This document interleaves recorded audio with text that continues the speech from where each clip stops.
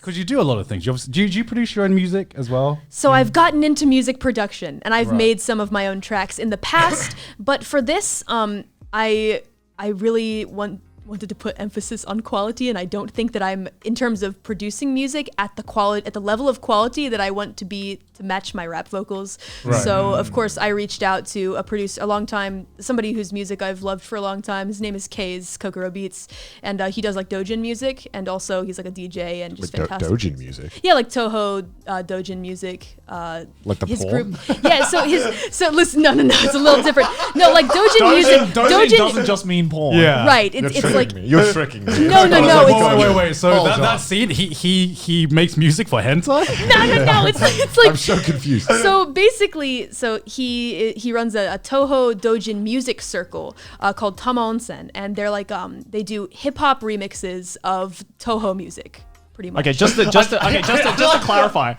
clarify, okay, Doujin in the traditional sense just means fan made. Yes. You probably need to explain what Toho is as well. Like, it's a game. Toho's the what is it? They're the bullet hell game. Yeah, the bullet hell game. Yeah. Okay, I know Toho. I like bullet hell games, obviously. Okay. No cutscenes. Okay. Yeah. We don't need to explain what Toho is. So like the term doujinshi just means fan-made porn. Damn, they really like adopted that word though. Yeah. I didn't know there was another. I thought it just meant porn. Yeah. So anything that's doujin just means it's fan-made. Like it's not actually official I thought it was to the franchise. I thought it was just the Japanese word for Rule 34. I mean, that's what it is like in the West. I mean, going on a bit of a tangent. Yeah. But I found it. We'll get back. No worries. No, don't worry at all. I'll make a mental note. But I found it super interesting that when I first moved to Japan, when we were having a conversation with a bunch of Japanese people, and we were like and they have like no word for hentai. You know what I mean? Yeah. And that was super surprising for me. Where like what do Japanese people call hentai? Because when you want to refer to like animated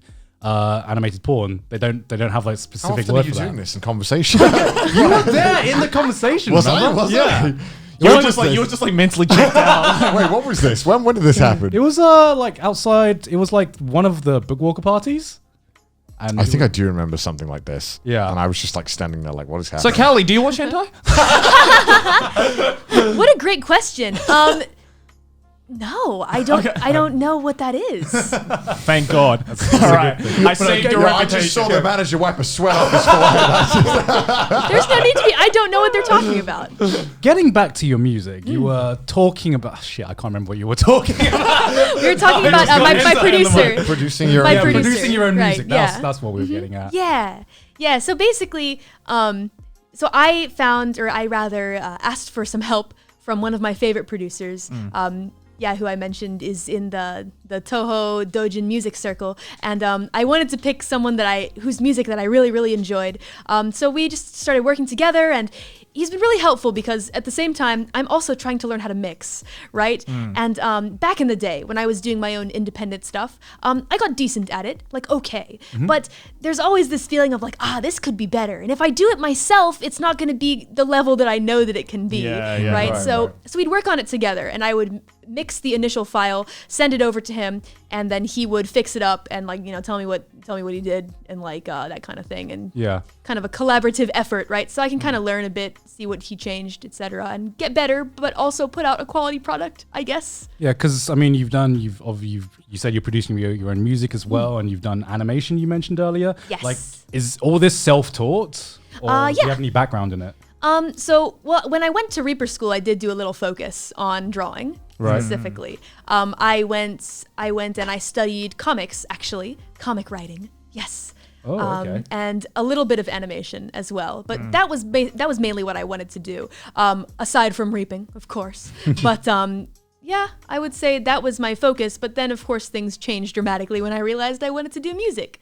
And that was pretty late in the game, I would say, to be honest. I had finished my schooling and whatnot, but when I realized what I really wanted to do, and I was like, oh shit. what have I done? What have I done? I've existed this long, and I'm now realizing that I want to do something else.